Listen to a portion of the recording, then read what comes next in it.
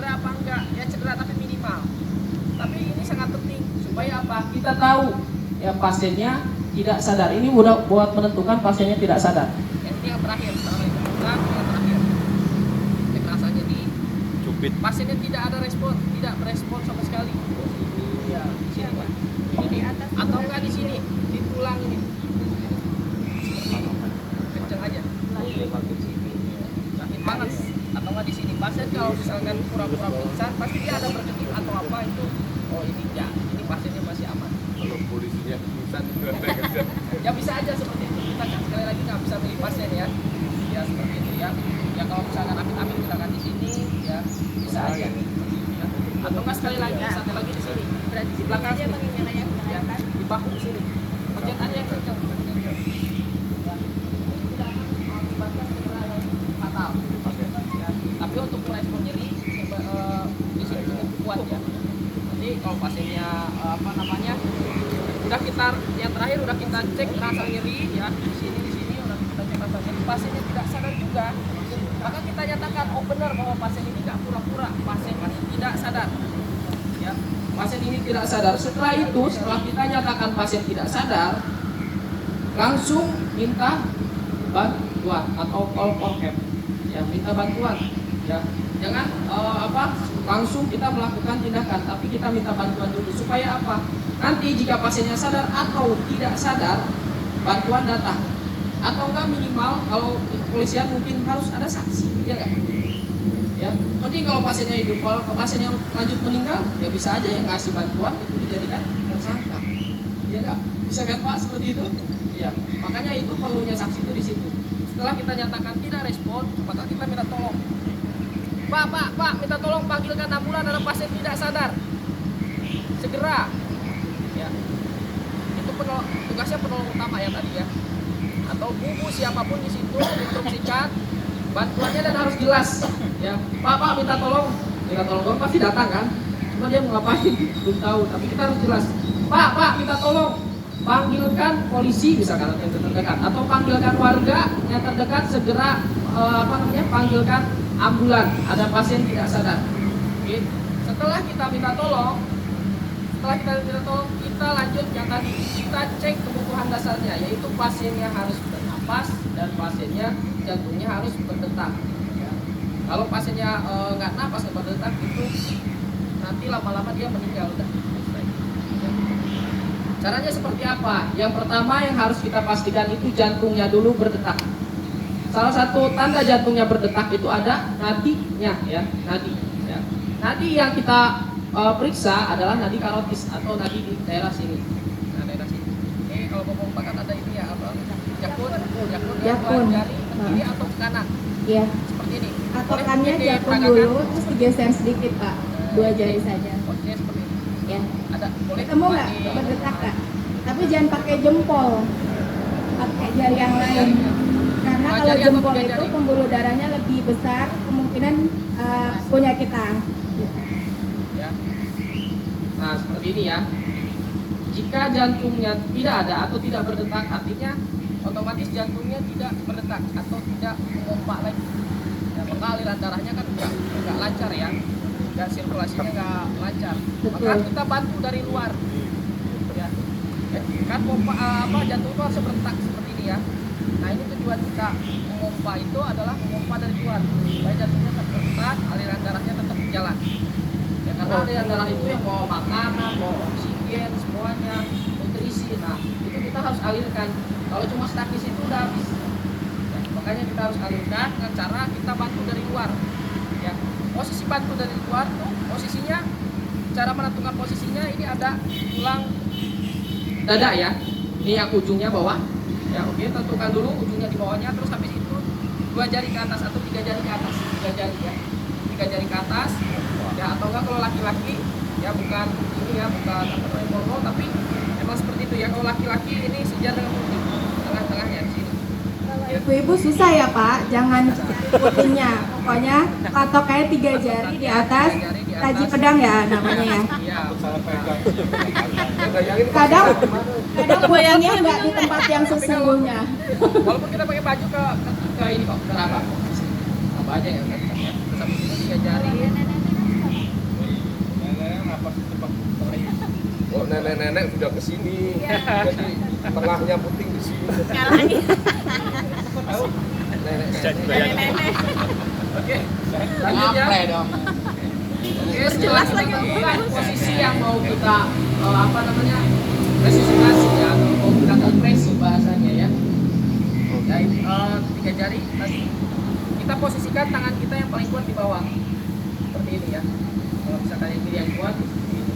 Kalau yang kanan yang kuat, ini ya. Seperti ini dengan ujungnya di daerah sini ya yang kita udah tentukan tadi. Kurang lebih jantungku daerah sini. Maka kita bantu pompa dari luar. Oh, dari samping ya. Oke. Kitanya dari samping. Ini supaya nggak capeknya harus lurus. Nanti yang ngasih tekanan adalah bahu kita atau badan kita, bukan mesin kita ya.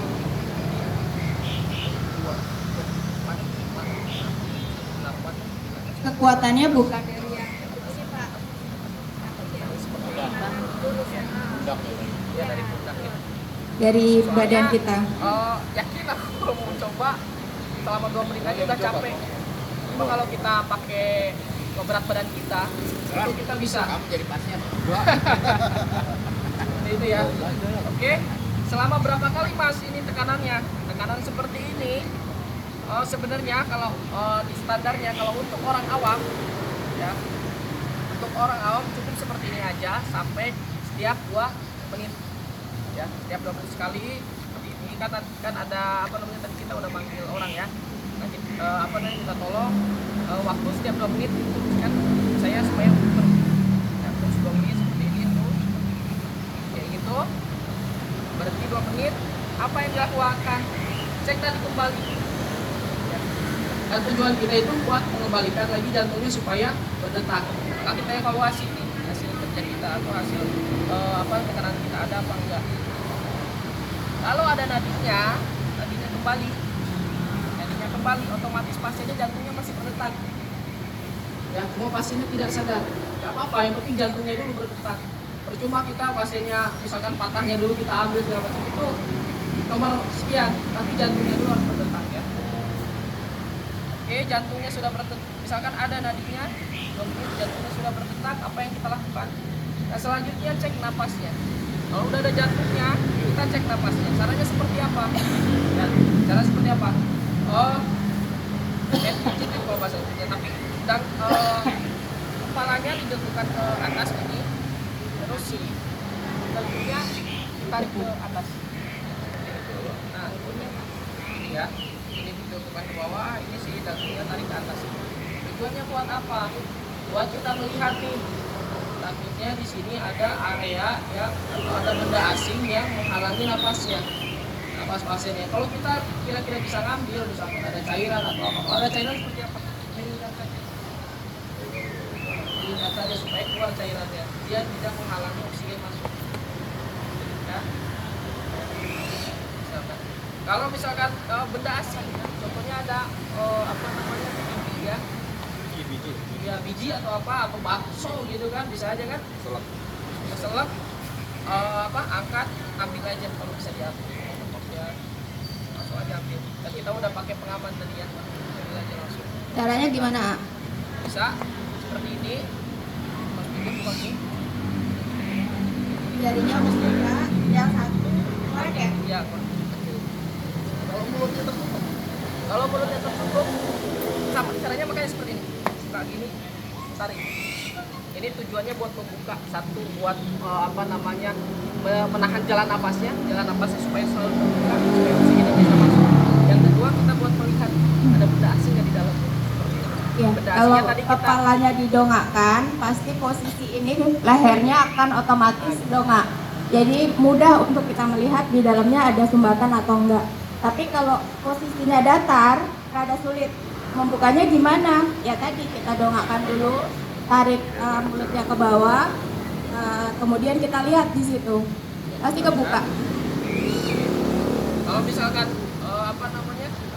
misalkan udah kebuka nih, udah kita angkat kayak gini, habis kayak gitu langsung kita lihat nafasnya. Nafas kan kita kembang kepis ya, kelihatan. Ya.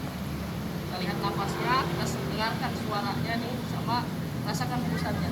Sengaja ke pipi sini karena ini lebih sensitif. Ya. Nanti perasaannya ada hembusan napas. Ya. Kalau misalkan napasnya sudah ada, ya kan tadi kita nadi sudah ada, berarti itu pasiennya masih hidup. Ya. Tinggal nanti selanjutnya mau misalkan patah tulangnya, perdarahannya, yang penting itu dua dulu diselamatkan. Ya, buat kita jantungnya sama napasnya. Mas, kalau napasnya tidak ada, apa yang harus dilakukan? Pas kita lihat kayak gini, nggak bernapas nih, tapi nadinya ada, artinya jantungnya bisa berdetak, cuman dia bakal kurang oksigen, percuma aja. Kita harus kasih oksigen.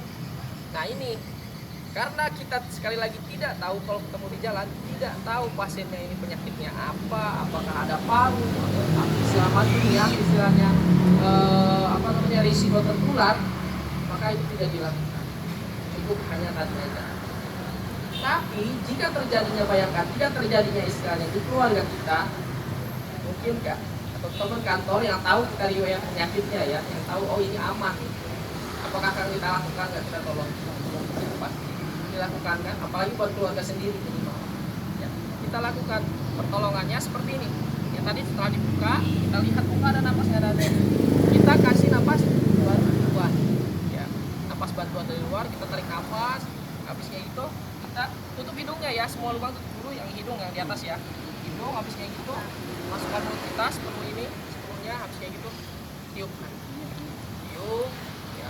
Kita hitung sampai 6, 1, 2, 3, 4, 5, 6, kasih lagi.